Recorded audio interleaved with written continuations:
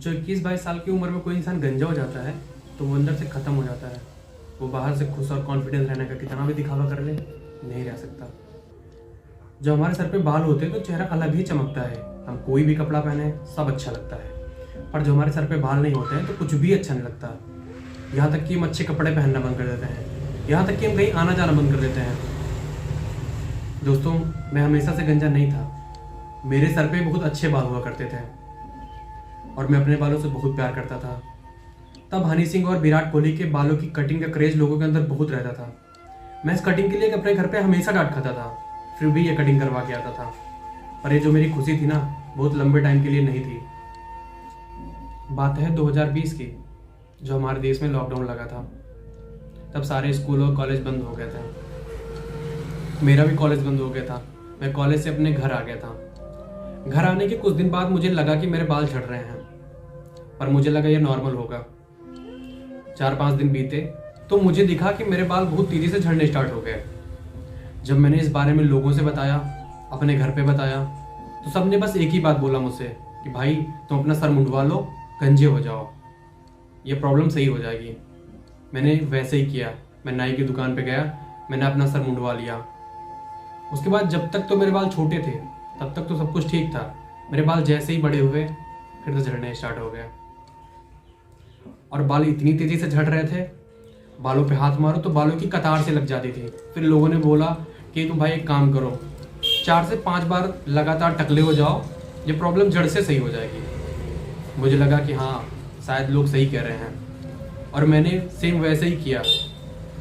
मैं लगातार 1 साल तक मैंने अपने सर पे बाल आने ही नहीं दिए।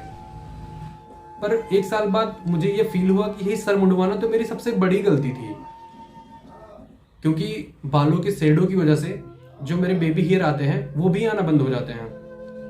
उसके बाद 1 साल बाद मेरे सर पे गंजापन साफ साफ झलकने लगा था। मैं पूरी तरीके से गंजा दिखने लगा था। उसके बाद से फिर मैंने कैप लगाना स्टार्ट कर दिया, और जब मैंने कैप लगाना स्टार्ट किया तो कैप की आदत भी अजीब सी पड़ गई। दिन रात बस कैप लगा के रखना, कितना भी पसीना होता था कैप नहीं निकालना है। दोस्तों में तो एक अलग ही चिड़न हो जाती है, क्योंकि उनको पता हो जाता है कि तुम गंजे हो गए हो। वो कहीं भी मिलते हैं, किसी के सामने मिलते हैं, तुम्हारा कैप निकाल देते हैं। तुम्हें अंदर से बहुत गुस्सा लगती है, तुम गुस्सा नहीं कर सकते। तुम्हें गाली देने का मन करता है, तुम गाली नहीं दे सकते। बस तुम मन ही मन अपने आप को कोसते हो और भगवान को कोसते हो कि भगवान पता नहीं मुझसे क्या ही गलती हो गई है जो मुझे इतनी बड़ी सजा मिल गई है। उसके बाद से फिर मैंने अपने बालों के लिए दवाई ढूंढना स्टार्ट कर दिया। मैंने लोगों से पूछना स्टार्ट किया। उसके बाद मैंने फिर गूगल और यूट्यूब से ढूंढना स्टार्ट किया कि बालों को रोका कैसे जा सकता है। जो मेरे बाल झड़ रहे हैं वो झड़ना बंद कैसे हो सकते हैं, और जो मेरे बाल झड़ गए हैं वो वापस कैसे आ सकते हैं। फिर मुझे किसी ने बताया कि भाई तुम अपने बालों पे प्याज का रस लगाओ।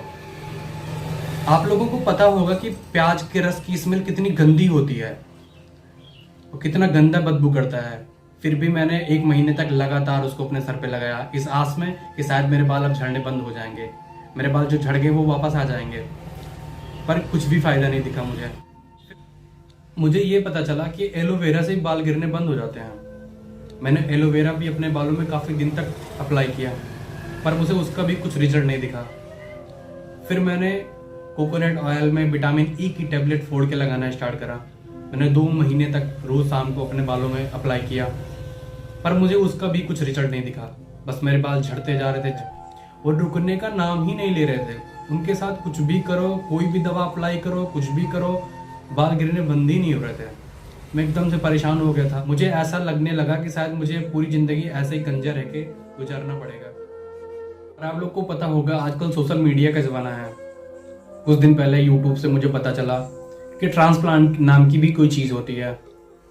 मैंने अपना ट्रांसप्लांट करवा लिया, और उसके बाद इस चैनल पे मैं अपने ट्रांसप्लांट की पूरी जर्नी दिखा रहा हूँ। मैंने पिछली वीडियो में दिखाया था कि मेरे ट्रांसप्लांट के बाद मेरे क्लॉट्स निकल गए थे और मेरी हेयर लाइन पूरी तरह से विजिबल हो रही थी। मैं आगे भी आप लोग को अपनी पूरी जर्नी दिखाऊंगा। मेरे ट्रांसप्लांट की पूरी जर्नी में बने रहने के लिए आप लोग इस वीडियो को लाइक कर लेना और चैनल को सब्सक्राइब कर देना। मुझे पता है कि बार्डनेस का दुख क्या होता है,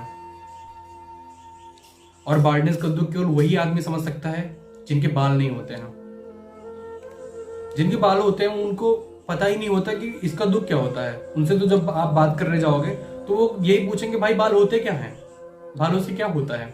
बाल हमारी जिंदगी में बहुत ज्यादा मैटर करते हैं, हमारा पूरा लुक चला जाता है, हमारी एज ज्यादा दिखने लगती है, पर ये सबको समझ में नहीं आता है। मैं अगली वीडियो लाऊंगा बहुत जल्द, जिसमें आप लोग को मैं अपने 15 दिन के बाद की कंडीशन दिखाऊंगा कि 15 दिन के बाद का मेरा रिजल्ट क्या है। और मेरी जर्नी में बने रहने के लिए